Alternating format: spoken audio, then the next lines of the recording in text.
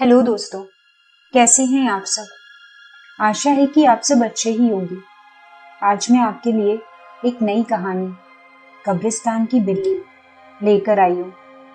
कहानी पसंद आए तो मेरे चैनल को सब्सक्राइब करना और वीडियो को लाइक करना ना भूलें। साथ ही साथ अगर आप चाहते हैं कि मैं भविष्य में भी आपके लिए ऐसी ही कहानियाँ लेकर आती रहूं, तो उनकी अपडेट्स पाने के लिए बेल आइकन को भी प्रेस कर दें।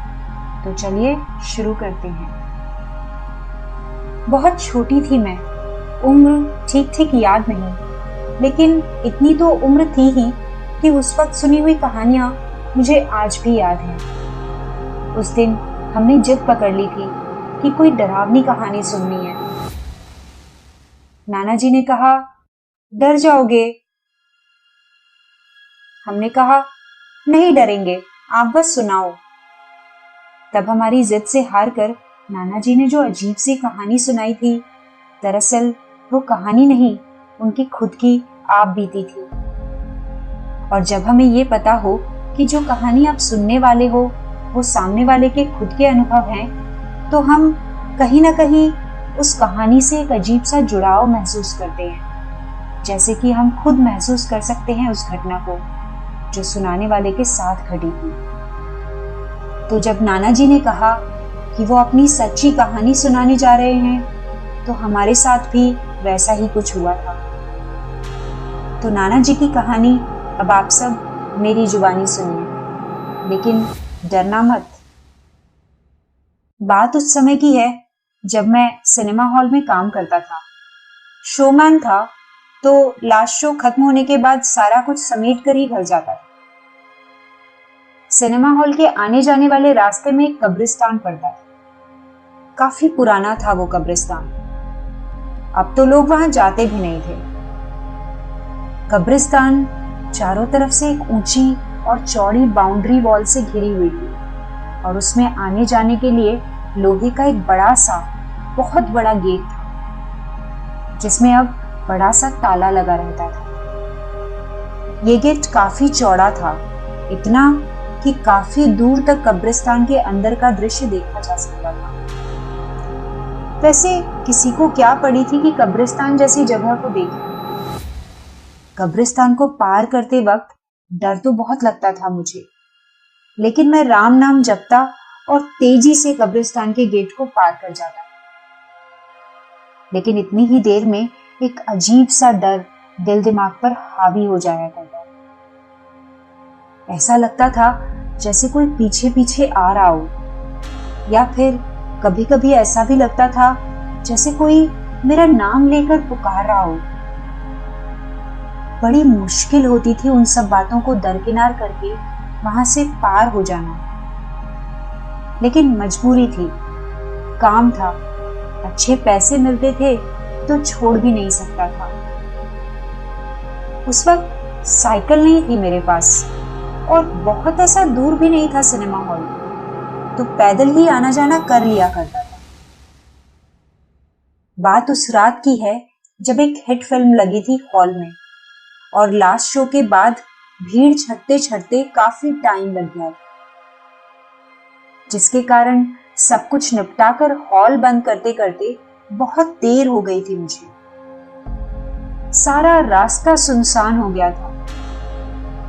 मुझे डर लग रहा था, लेकिन राम नाम जपता घर के लिए निकल पड़ा मैं। मेरी रफ्तार बाकी दिनों के मुकाबले आज कुछ ज्यादा ही तेज थी। अभी मैं कब्रिस्तान के गेट के पास नहीं पहुंचा था, उसकी बाउंड्री वॉल के किनारे किनारे ही चल रहा था मैं, कि मैंने देखा एक काले रंग की बड़ी सी बिल्ली दबे पांव बाउंड्री वॉल पे चल रही है। वो मुझसे आगे आगे चल रही थी। बिल्लियां वैसे ही इतनी रहस्यमयी और डरावनी होती है, और इस वक्त तो मुझे और भी ज्यादा डरावनी लगी हुई।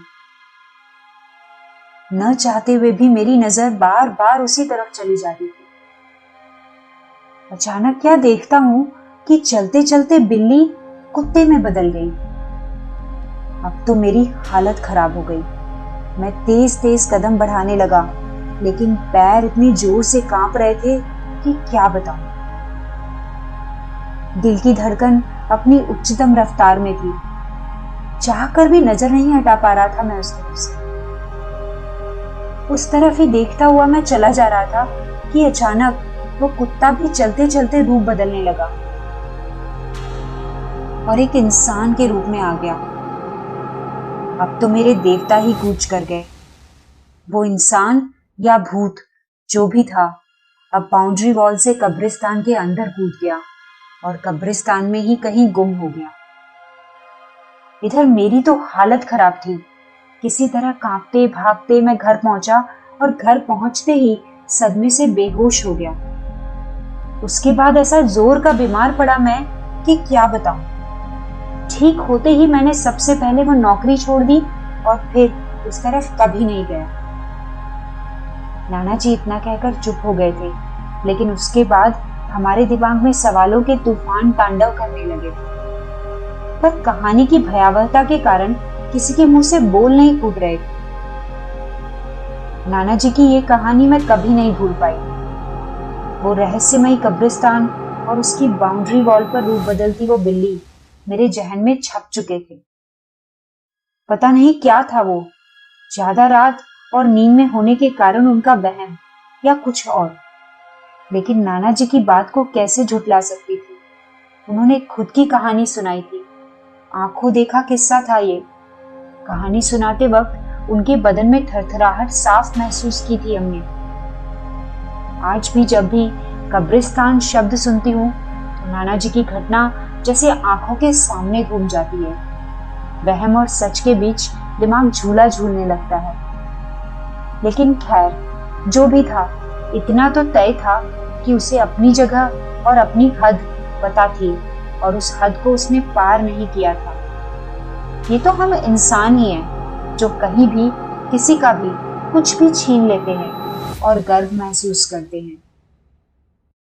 दोस्तों, आपको ये कहानी कैसी लगी कमेंट सेक्शन में जरूर बताइएगा।